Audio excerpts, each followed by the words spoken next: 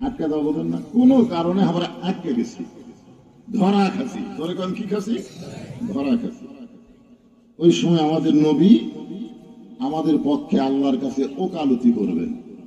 আছেন আমার মুক্তার, আছেন আমার ব্যারিস্টার, শেষ বিচারের হাইকোর্টেতে তিনি আমায় করবেন পার, আমি পাপী রাসূল জাবিন্দার।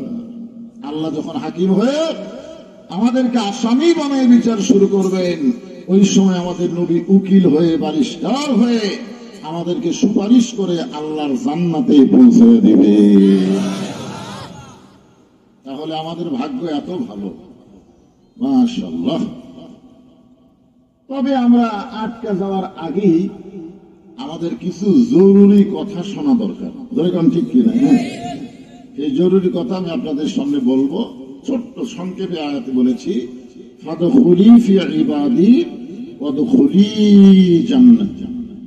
কেউ যদি আল্লাহর দাসত্বে নিজকে আবদ্ধ করে নেয়, আল্লাহর বান্দা হয়ে যায়, আল্লাহ বলেছেন সে তখনই জান্নাতে প্রবেশ করে।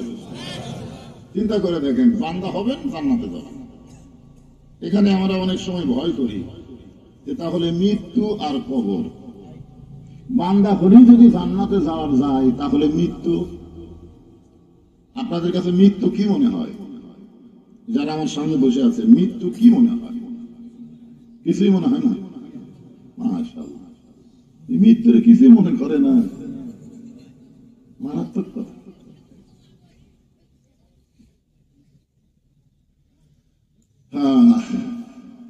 আল্লাহ রাসূল পর্যন্ত মৃত্যু নিয়ে, মা খাদিজা মৃত্যু নিয়ে সেই কান্নাকাটি, আর কিছুই মনে হয় না। আসলে এত বড় সাহসী কে? ইমাম গাজ্জালী রাহমাতুল্লাহ আলাইহি বলেছেন, দীর্ঘদিন আমি দুইটা বিষয়ের উপরে সাধনা করেছি, একটা হলো মৃত্যু আর একটা হলো কবর।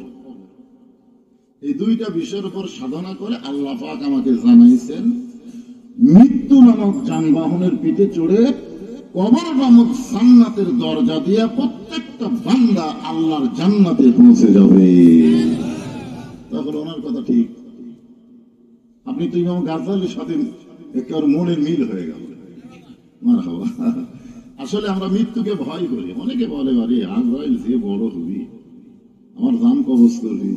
আজরাইল কি নিজের ইচ্ছায় জান কবজ করে না আল্লাহর ইচ্ছায়? জোরে বলেন।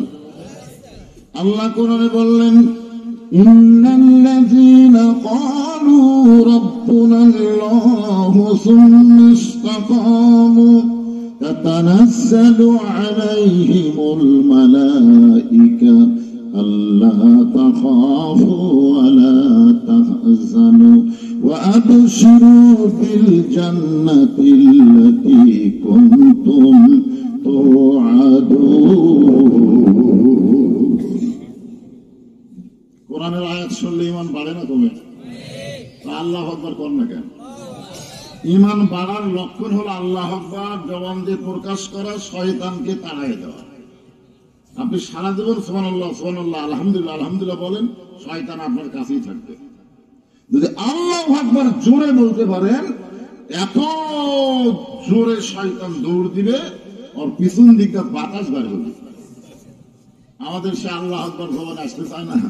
হ্যাঁ, যখনই কোরআনের আয়াত শুনবেন, যাদাতুহুম ঈমানান, ঈমান বাড়ার লক্ষণ হলো আল্লাহু আকবার বলা। জোরে কোন সুবহানাল্লাহ। এখন আসেন এই ফাদখুলি ফি ইবাদি ওয়াদখুলি জান্নাতি আয়াতকে ব্যাখ্যা করার জন্য আপনাদের সামনে আলোচনার বিষয়, অর্ধ পৃথিবীর খলিফা হযরত ওমর মসজিদের মেম্বরে বসে আছেন, হাজার হাজার সাহাবীকে নিয়ে আলোচনা করতেছেন। মসজিদের মেম্বরে বসে হাজার হাজার সাহাবীকে কি করতেছেন? আলোচনা করতেছেন। কে করতেছেন?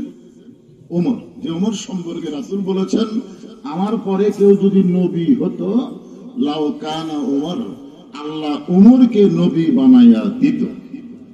সুবহানাল্লাহ।